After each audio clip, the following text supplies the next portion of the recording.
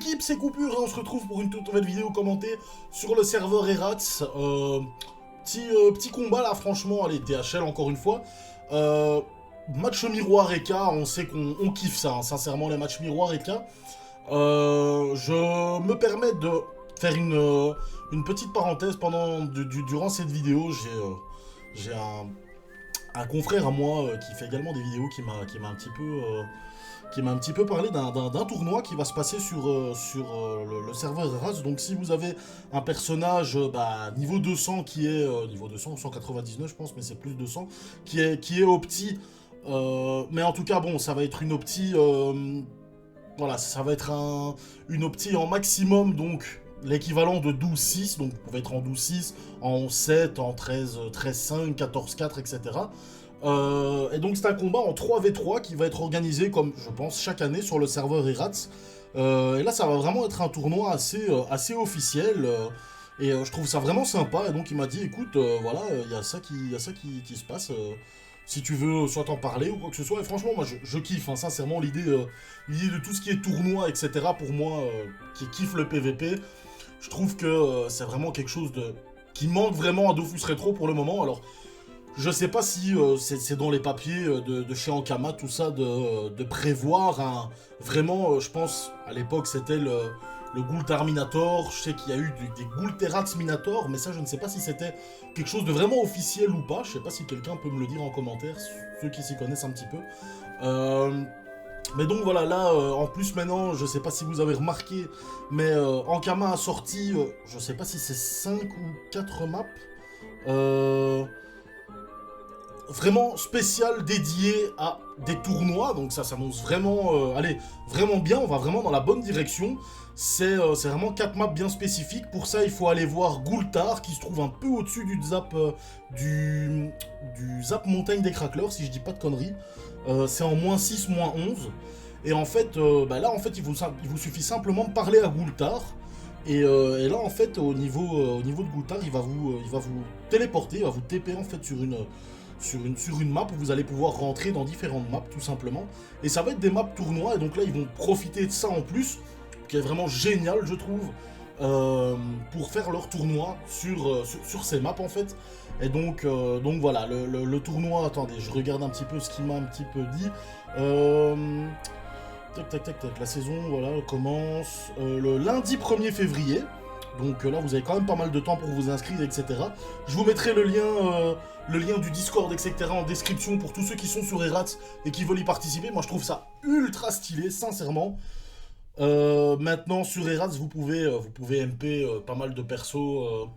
Pas mal de persos sur le serveur. Je sais que je vous avais parlé en plus, je vois qu'il m'a dit, il y a déjà Eliandre, qui lui a une chaîne YouTube, un SRAM ultra solide, qui joue blindé de personnages, blindé de persos, qui d'ailleurs, je pense qu'il a énormément de persos dans les vidéos, qui passent dans mes vidéos. En fait, chaque fois qu'il y a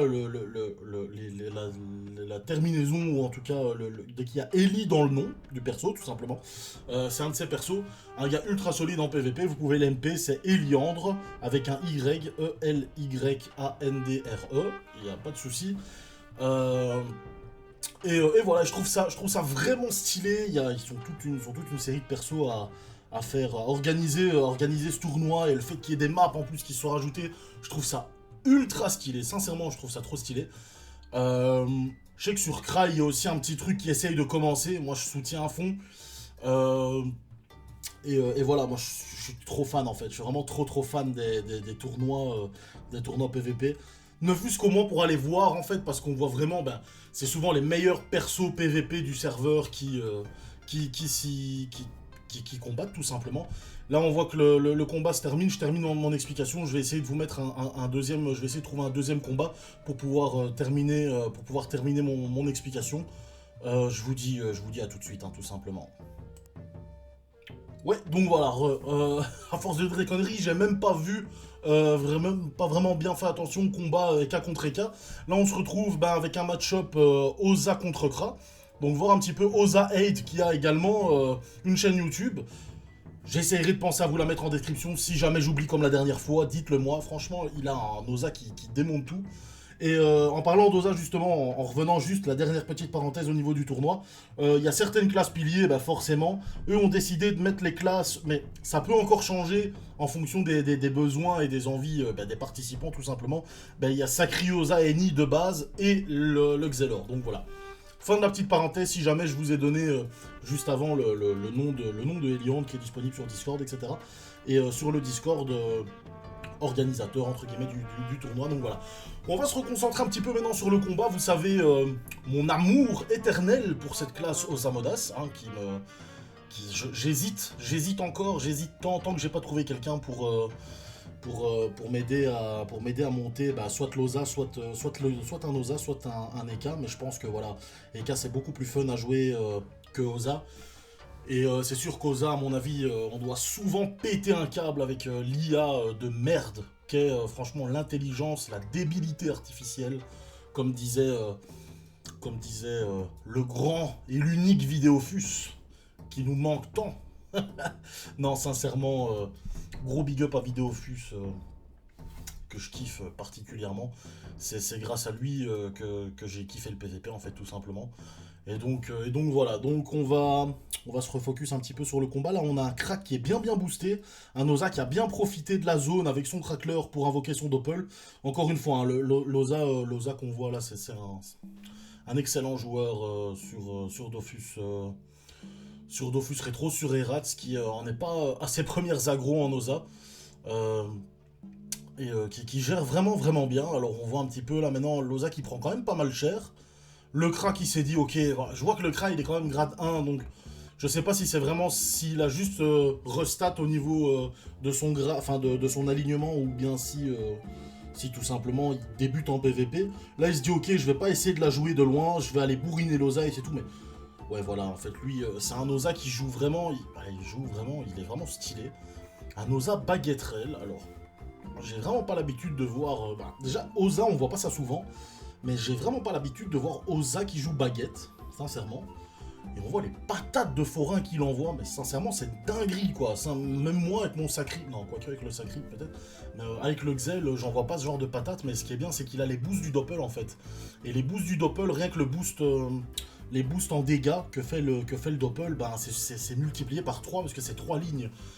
En plus de ça, il y a un peu de régène, parce que l'Oza n'est pas une classe qui peut se soigner. Et en plus, il y a du potentiel retrait PA. Maintenant, voilà, c'est sûr que c'est pas un Xelor. Là, le corps à corps qui utilise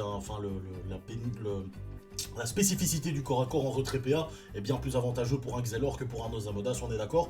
Mais il y a un petit vol de vie quand même qui n'est pas à négliger. Et donc là, on a un Oza et un Kra qui se retrouvent vraiment à peu près au même niveau de point de vie. Mais voilà, on a un Oza qui commence à avoir un crackler sérieusement boosté. Là, il décide quand même d'invoquer son Prespic, de booster un petit peu le crackler, d'invoquer un dragonnet, donc ça va partir sur une grosse, sur un gros debuff.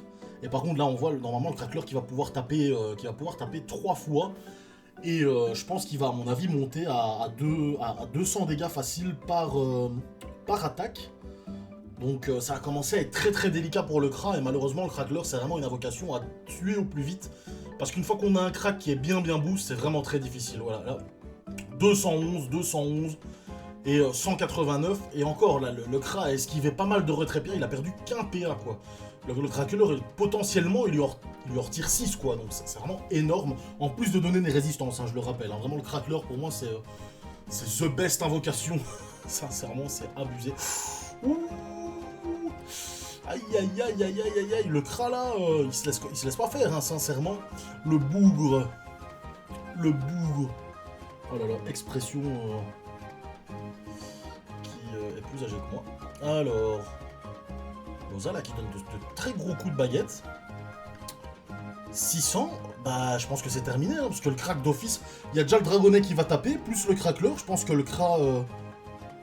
est terminé, je pense que l'Oza peut dire GG, parce que si l'Oza termine pas, je pense que le Kra peut terminer l'Oza, quoique, vu que ses flèches n'ont pas été boostées, je sais pas s'il sait faire 900 dégâts, après voir s'il y a du retrait PA, il y a du retrait PA de la part du Prespic, parce que le Doppel Oza ne tape pas, alors on va voir si le Crackler fait les dégâts.